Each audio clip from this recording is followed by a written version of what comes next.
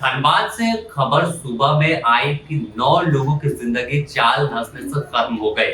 यह दावा जमशेदपुर पूर्वी से विधायक सरयू राय ने ट्वीट कर किया। इसके बाद तो खलबली सी मच गई कि आखिर अवैध खनन के मामले में और कितनी जान जाएगी।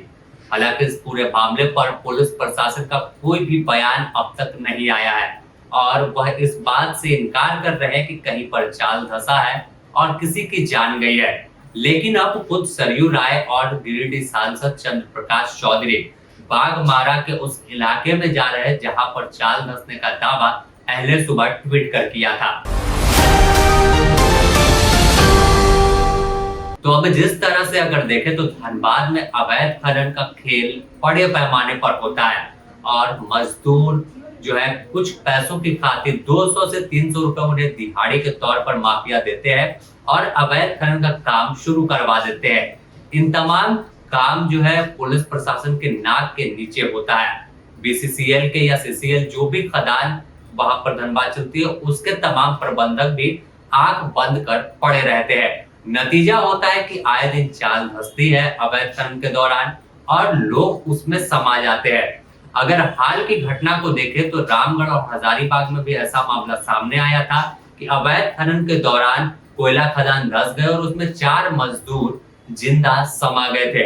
लेकिन इसके बाद भी जो पुलिस प्रशासन है, जो सीआईएसएफ है, वो हरकत में नहीं आया कि आखिर अवैध खनन को रोके और मजदूरों की जिंदगी से खिलवाड़ न करे।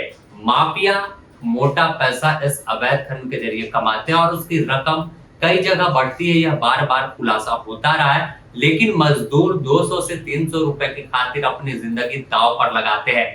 धनबाद के बाघमारा में बड़े पैमाने पर अवैध खनन का खेल होता है और जिस इलाके में सुबह चाल धंसने का दावा सरयू राय ने किया है, अब वहां पर जब वह पहुंच रहे हैं तो तस्वीर साफ होगी।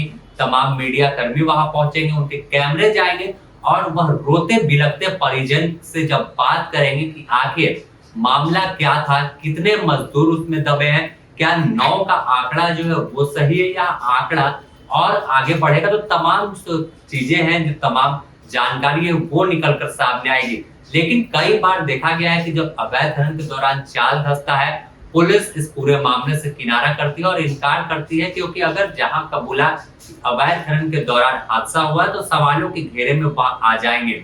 तो ऐसे में उन परिवार के लोगों को भी केस का डर दिखाते हैं और नतीजा होता है कि जिस परिवार का सदस्य अवैध खनन के दौरान जान गंवा देता है वह मीडिया के कैमरों के सामने बोलने से परहेज कर देता है कि उनके परिवार का कोई सदस्य इस कोयले की खान में दम कर खत्म हो गया है, अवैध खनन के दौरान चाल धंस गया है और उसकी जिंदगी खत्म हुई है। क्योंकि अगर वह परिवार ऐसा बोलेगा तो उस पर एफआईआर पुलिस कर देगी। तो देखना होगा कि आखिर इस पूरे मामले पर क्या कुछ नया अपडेट आता है। और फिलहाल जानकारी यही है कि 9 लोगों की जिंदगी खत्म हुई है और कई लोग घायल है। बने रहे द न्यूज पोस्ट के साथ, इससे जुड़ी और भी अपडेट बताएंगे और ग्राउंड जीरो से भी हम दिखाएंगे कि आखिर कैसा वहां पर माहौल है और कैसे बार बार चाल धंसने से लोगों की जिंदगी खत्म हो रही है।